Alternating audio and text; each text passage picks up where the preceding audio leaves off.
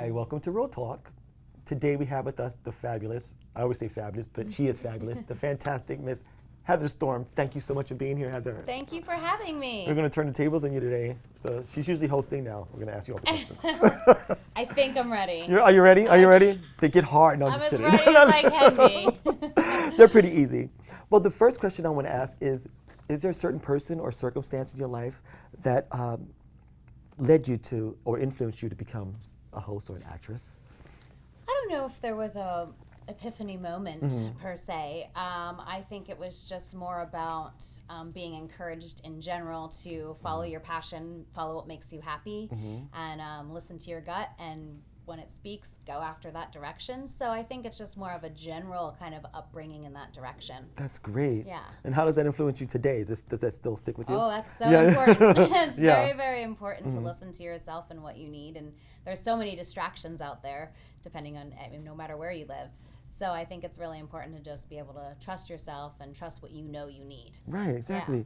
Let me see. What are some valuable lessons that you've learned along the way in doing all that? Oh, so many I lessons. know, lessons. Did I ask that one already? No, I don't know. I mean, what haven't I learned? know, you know, right? probably a lot still. Yeah.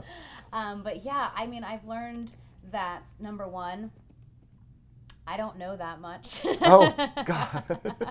Which is a humbling, important Understand. lesson to learn and accept about Right. yourself, is that you know only as much as you know, but there's so much to learn. And I think once we accept that, then we really open the capacity for growth and success, because Really good.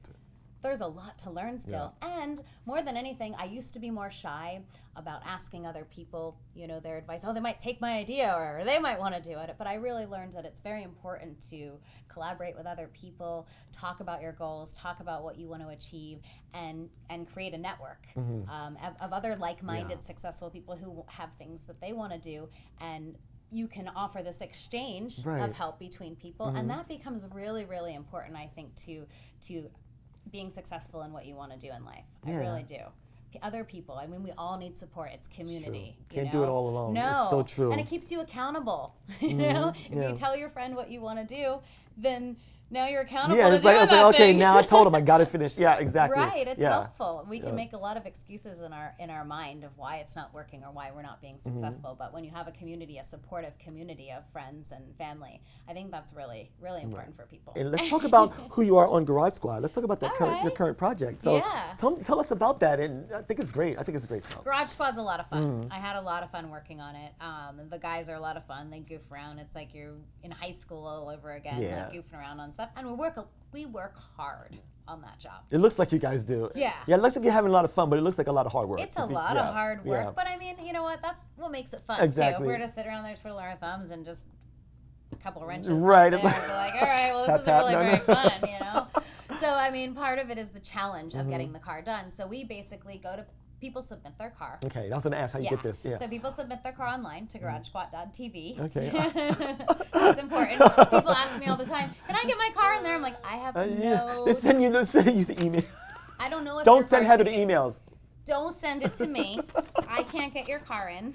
So what's the email? What was the address again? Garagesquad.tv. You heard that. Okay. So submit it there. Okay. But the cars get chosen based on, a car we haven't done before, the challenges that it presents, the story behind it, why the people want to get it up and going, a lot of emotional attachment to their Right. cars. I mean, cars represent so much for Yeah. us. They really do. They represent freedom. And then when your car's stuck there in the garage, sitting there for 20 years, you're like, oh no, my life is over. I'm stuck. I know. I haven't done anything. So, people feel really good to get it up and going Right. again. So we go to their garage. We spend anywhere from 3 to 5 days, which is all hands on deck, because these Wow. cars need everything. Everything is done in those 3. Really? Yeah, it's time Wow. crunch. They don't really show that on the show, Well, that yeah, we're actually doing it in a time amazing. crunch, but it's a short amount of time. Yeah.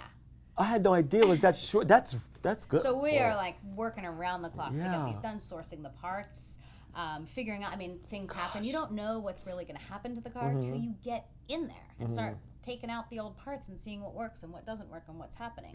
Gas tanks rotted out. Right. Okay, we have to replace that. We don't know that from just looking at it or just Right. the submission. So it really is a lot of discovery and challenges and fixing it up all at once. And we have a lot of fun doing it. Right. And we learn a lot of stuff along the way. That's awesome. Yeah, and so it's fun. It's a lot of fun. Let me ask you, what advice would you give someone that's just starting out that wants to be a host and they have no idea what they're doing? What advice would you give them as far as starting? Yeah. You know. Oh, wow. You know, I wish somebody gave me a lot of advice when I was starting. I know, Or any me too, good me advice. too. A lot of people had advice. Yeah. Oh my God. They just throw stuff at you and like. Everyone has advice. And they don't even ask. You don't even ask them to give you advice. No, yeah. But you're asking, But so I'm I asking. will. So this is different, right? So I would say, number one, really research what you want to do. Mm-hmm. And what type of host you want to be, like what in entertainment, and be specific about, look at mentors out there, like other people that you're like, okay, that's similar to me, and this is the kind of host I want to be, or the kind of actor I want to be. And then look at the steps it needs to take to get there. What skills do you need to have in order to be successful at that? And I know it takes an honest inventory. It's like, okay, I need these skills. Where am I at now for real? Not just pretending I'm good, because I know when I first started hosting, I didn't have hosting class yet, and I just thought, I'll be fine. Right. I don't need classes. That's wrong. Right. You need classes. Right. You need classes. No matter what you're doing, right? I mean, you don't go out and you don't try to do any type of Anything, right. without learning how to do it first. Right. And entertainment's no different. Right. So learn how to do the thing and learn how to do it well and practice, and don't be afraid.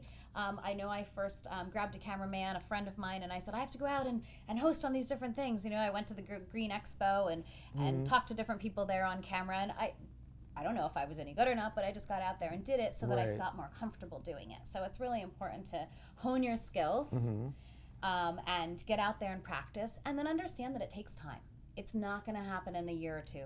That's just Right. not realistic. Yeah. We have to be realistic about how much time things really do take, and walk through the real steps to get there. Like you said, the real steps, because people have this fantasy in their head of how it's going to work. We want to And skip ahead. Yeah. We all do. I wish that we could just snap and be somewhere different. Right. It would be great, but no job works that way. And entertainment's not any different. In fact, Exactly. it takes longer. And also, people always say have a backup plan. I don't like backup plans, because that assumes that you're going to fail at the plan Right. that you're doing, and I don't agree with that, because I'm not going to fail if I set a plan. I'm Exactly. going to do the Exactly. thing. You don't have But you still need an income to support your A goal. And I think that's really important. Some people move here, they have a little bit of money saved up, they move to Los Angeles, and they say, okay, I'm gonna do the entertainment, I have 6 months saved up, and I'm gonna make it by then. That's not realistic. Yeah. So get a job Yeah. that you can that's going to be flexible, right? That you can still do the things, because it's hard to audition, it's hard to be in entertainment, and it Yeah. takes a lot, and you do have to be available all the time, but yet you still need to have another job that you can work and sustain your Right. life. So it's a juggling. Be prepared to juggle. If someone isn't someone who likes to juggle a lot of things, you probably don't want to do the entertainment industry, because that's what it is. Yeah. It's a lot of juggling. It's Yeah. not stability. So I guess that's a lot of advice. But Well, yeah, that was good. That was really great advice. Well, this is my very last question. Oh. What would you like your legacy to be? Oh God. Okay. What imprint would you like to leave once you're gone? It's like Heather Storm. Well, I think that my blog, Ego Conscious Living, says a lot about what I want my Great. legacy to be, because I really think it's important to live consciously, Mm-hmm. live more aware. It's easy to walk around more ignorant and selfish. So But right. it doesn't make life fun. No. It doesn't make it a good place to be. We don't want to interact with people when we're all walking around ignorant and selfish. So I think that I'd just like my legacy more to be about live consciously, live aware, and care about things that are going on, because we're only here for a very short amount of time, but we do have a very strong impact. We've seen that. We've seen the impact we have. And so what do you want your impact to be? And I think that I want my legacy to be that I'm helping others to see that they want their impact to be positive too. Right. Well, you're on your way, and I really want to thank you for being here, Heather. Thank It you was so much. much. Heather Storm, everybody. Thank you so much. The host of Velocity's Garage Squad. Yes. I love it. It's a great show. Thank you. Thank you for joining us. This is Real Talk. I'm Briscoe Diggs. And remember, if you have a dream in your heart and a plan, it's never too late. Make a plan. That's right. Make a plan.